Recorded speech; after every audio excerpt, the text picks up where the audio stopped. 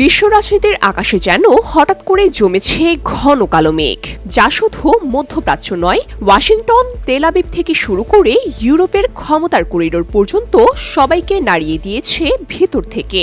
প্রশ্ন একটাই, ইরান কি সত্যিই এমন এক গোপন শক্তি অর্জন করেছে যা পুরো যুদ্ধের সমীকরণকে বদলে দিতে পারে?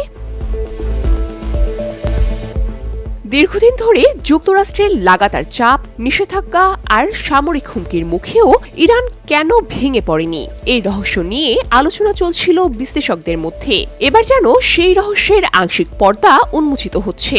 বিশ্বের বিভিন্ন গণমাধ্যমে প্রকাশিত প্রতিবেদনে দাবি করা হচ্ছে, উত্তর কোরিয়া নাকি গোপনে ইরানের হাতে তুলে দিয়েছে বিশ্বের অন্যতম আধুনিক আন্তঃমহাদেশীয় ব্যালিস্টিক ক্ষেপণাস্ত্র ৫০০টিরও বেশি হোয়াসং-18। যদি এ দাবি সত্য হয়, তবে এটি শুধু অস্ত্র সরবরাহ নয়, এটি একটি বিশাল ভূরাজনৈতিক বার্তা।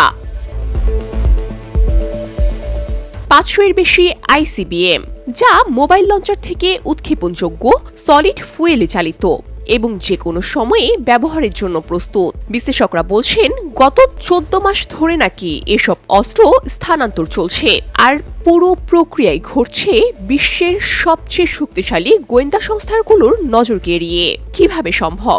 ধারণা করা হচ্ছে, চীনের ভৌগোলিক রুট এবং মধ্য এশিয়ার দুর্গম পথ ব্যবহার করে এই মিসাইলগুলোকে ইরানের ভেতরে প্রবেশ করানো হয়েছে। এমনকি এগুলোকে রাখা হয়েছে ভূগর্ভস্থ সামরিক ঘাঁটি ও পাহাড়ি টানেলে, যেখানে পৌঁছানো তো দূরের কথা, শনাক্ত করাই প্রায় অসম্ভব। এখন আসি সবচেয়ে ভয়ঙ্কর দিকটিতে। এই হোয়াসং-18 মিসাইলগুলো পারমাণবিক ওয়ারহেড বহনে সক্ষম। এগুলোর রেঞ্জ এমন যে ইউরোপের রাজধানী থেকে শুরু করে যুক্তরাষ্ট্রের মূল ভূখণ্ড পর্যন্ত আঘাত হানতে পারে। আরও চমকপ্রদ বিষয়, এই মিসাইলগুলো পরিচালিত হয় প্রচলিত জিপিএস বা স্যাটেলাইট নির্ভরভাবে নয়, বরং নক্ষত্রের অবস্থান ব্যবহার করে নেভিগেশন করে। ফলে এগুলোকে জ্যাম করা বা বিভ্রান্ত করা প্রায় অসম্ভব। তাদের নির্ভুলতার হার মাত্র ১০০ থেকে ১৫০ মিটারের মধ্যে। এদিকে মার্কিন প্রতিরক্ষা মহলে শুরু হয়েছে তীব্র উদ্বেগ। নিরাপত্তা পরিষদের জরুরি বৈঠক, পেন্টাগনের টানা বিশ্লেষণ, সবকিছুই ইঙ্গিত দিচ্ছে পরিস্থিতি মোটেও স্বাভাবিক নয়। আরও উদ্বেগের বিষয়, বিশ্লেষকদের মতে এই মিসাইলগুলোকে প্রতিরোধ করা বর্তমানে অনেক ডিফেন্স সিস্টেমের পক্ষেই কঠিন একটি বিষয়। এমনকি হাইপারসনিক গতি এবং মাঝপথে গতিপথ পরিবর্তনের ক্ষমতা রাডার সিস্টেমকে বিভ্রান্ত করে দিতে পারে।